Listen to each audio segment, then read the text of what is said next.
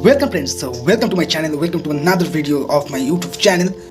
दोस्तों आज हम लोग जानने वाले हैं समन। दोस्तों आप लोग कभी ना कभी जरूर सुने होंगे कि सलमान जी के खिलाफ, मोदी जी के खिलाफ या किसी आपके पड़ोसी के खिलाफ समन निकला है। तो समन क्या है? समन क्या है? समन एक तरह का एक ऑर्डर है कि किसी को किसी जगह प्रेजेंट होना है। मेनली ये ऑर्डर कौन देता है? मेनली ये ऑर्डर देता है कोर्ट। मतलब कोर्ट का बुलावा। ये तो आपको समझ में आ गया कि समन मतलब कोर्ट का बुलावा, मतलब कोर्ट आपको बुलाया है। और किसी भी काम में हो सकता है, अगर आप किसी केस में विटनेस हो या आप किसी केस में आरोपी हो, या कोर्ट का बुलावा मतलब उसे कहता है समन। लेकिन जब कोर्ट घसीट के लाता है उसे कहता है वारंट। तो यही डिफरेंस है समन और वारंट के बीच। दोस्तों आज के इस वीडियो में हम जानने वाले हैं section 61 to 69 of code of criminal procedure, जो डील करता है समन के बारे में।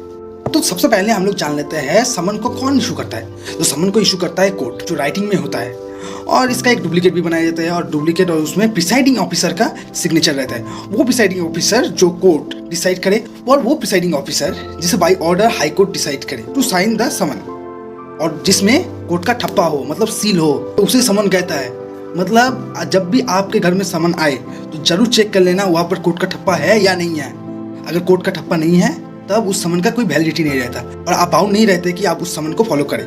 दोस्तों समन कैसे सर्व होता है? तो आप खुद सोचो, समन कौन सर्व करता है? तो मैक्सिमम टाइम समन पुलिस इंस्पेक्टर के द्वारा सर्व किया जाता है। लेकिन कोई एक्सेप्शनल केस में अगर स्टेट को लगता है और कोर्ट को लगता है कि वो किसी अलग ऑफिसर को, किसी पब्लिक सर्वेंट को रिक्रूट करेगा कि वो इस समन को सर्व कर दे, तब उस पब्लिक ऑफिसर हो और वो कोई अदर ऑफिसर उस समन को सर्व करता है। लेकिन अगर हो सके तो समन पर्सनली सर्व किया जाना चाहिए। मतलब अगर मेरे खिलाफ समन निकला है, पुलिस ऑफिसर हो, पब्लिक सर्वेंट हो और कोई अदर ऑफिसर हो, उन लोगों का फर्स्ट चॉइस ये होना चाहिए कि वो समन मुझे दिया जाए। लेकिन जब मुझे समन दिया जाएगा तो समन का एक डुप्लीकेट कॉपी मुझे मिलेगा, और दूसरे एक डुप्लीकेट कॉपी के बैक साइड में मुझे सिग्नेचर भी करना पड़ेगा। और उसी बैक साइड में सिग्नेचर का मतलब है एक तरह का रिसिप्ट है कि मैंने समन को रिसीव किया।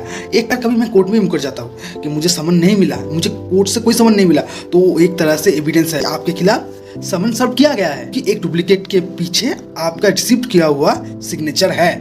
लेकिन दोस्तों अगर कोई समन निकलता है किसी कॉर्पोरेशन के लिए और किसी सोसाइटी के लिए, तो हम सबको बताया एक सोसाइटी का हेड कौन है। एक सोसाइटी का हेड कौन होता है? एक सोसाइटी का हेड हर समय सेक्रेटरी होता है।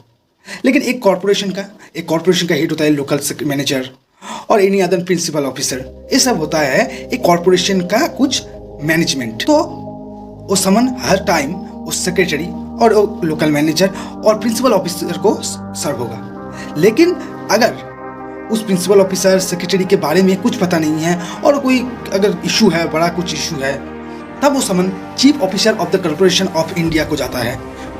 उसके बाद वो उस समन को फॉरवर्ड करता है उस सेक्रेटरी और उस लोकल मैनेजर को। लेकिन दोस्तों ऐसा होता है अगर सर्विंग ऑफिसर समन सर्व करने जाता है पर्सनली, लेकिन उसे पता चलता है जिसके खिलाफ समन निकला है वो घर में नहीं है बहुत दिन से, या उसको बहुत ढूंढने के बाद उसे नहीं मिला, तब वो क्या करेगा? उसके घर में अगर कोई एडल्ट मेल मेंबर रहता है, दोस्तों गौर करना बहुत ध्यान से, एडल्ट मेल मेंबर मतलब कोई बच्चा नहीं या कोई एडल्ट फीमेल मेंबर नहीं, सिर्फ एडल्ट मेल मेंबर को ही समन सर्व किया जाता है। अगर उस सर्विंग ऑफिसर को ये जरूरत पड़ता है कि उस एडल्ट मेल मेंबर का वो सिग्नेचर एज ए रिसिप्ट लेगा समन के किसी और डुप्लीकेट के पीछे, वो उसका सिग्नेचर भी ले सकता है एज ए रिसिप्ट। लेकिन अगर ऐसा होता है उसके घर में कोई एडल्ट मेल मेंबर नहीं रहता है, अगर वो सर्विंग ऑफिसर उसे घर वाले से भी नहीं मिलता है, तब वो क्या करेगा?